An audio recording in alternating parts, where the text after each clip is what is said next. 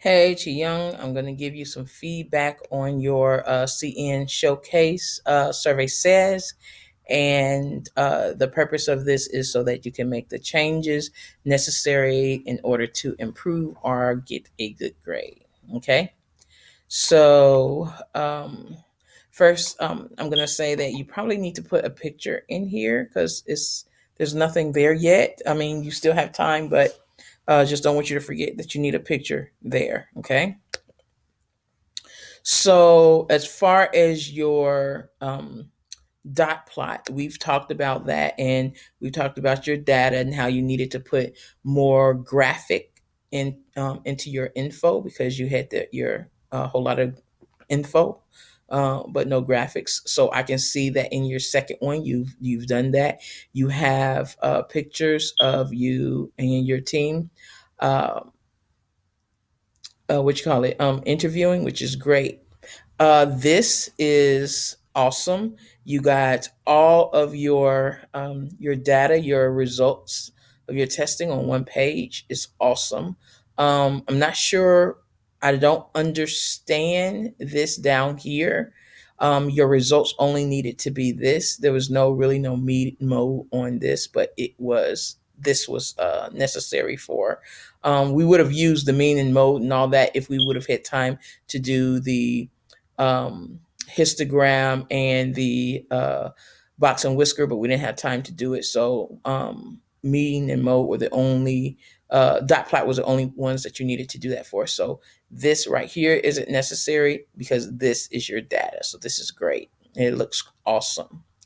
Um, uh, I want to, because I see this here and I see the next one here. And although the info and the graphic they came together much better, greatly improved from the last one. My question to you is which of the types of infographics are you demonstrating here? And I ask that not because it doesn't look good, is because it looks good, but I still don't understand it. So this is a two-way frequency, and you said dark color eyes and light color eyes, and I get this that 53% of your respondents had dark color eyes. That's still one variable. Light color eyes, 48%. That is one variable. Two-way frequency is a two variable data collection. So it should be a two variable infographic. So I said, okay, well, I get this, but you only have one. I don't really understand how this connects to it because this is info, but it still is not helping me with the graphic piece. So then I come over here and I say, okay, well, now I see you have info and you have graphics again. And it looks really, really good. But once again, this is only one variable. Um, a two variable infographic should have both pieces of information in one graphic, and this is still one variable. So they don't necessarily connect. It's still just one variable here and one variable here, but it was a two variable data collection. They look great, and I see that you put a lot of effort into the graphic piece as well as the info, but they don't have them together. I'm going to suggest that you look at Marcos in our class. Look at his infographic, and it marries both of his content together. And your two need to marry, and they're not married, and they're kind of still separated, divorced, if you may. So that's what I need for that. Find you have to. So I'm going to suggest that you literally go to the doc that I have for you guys and choose one of these types of infographics because it's going to help to marry it much better than one that you create. And that's what I think the two slides that you have is something that you created, but it wasn't something that was commonly used. And so that's why it's hard to understand. Even though it looks good, it doesn't make sense because it's hard to understand. So my suggestion is to go into one of these and figure out which one you want to do and kind of convert that information into a whether it's statistical, informational, timeline, progress, uh, geographic, which is probably won't be the case.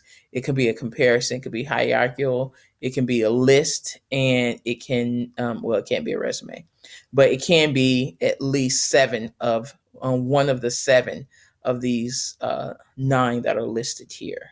Okay. Have any questions? Let me know. Oh, I forgot one other thing. As far as uh your, let's see, your data here, your paragraph.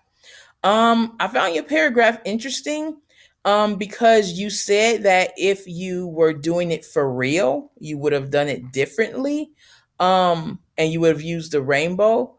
Um Remember, you had the choice, you know, we have a time limit, but you use four colors when everybody else kind of used two. So you had a choice. So your choice was to use the four colors. You could have did more, but hey, that was your choice. So to say that to do it for real, let's see, quote unquote, for real, you would have done it differently.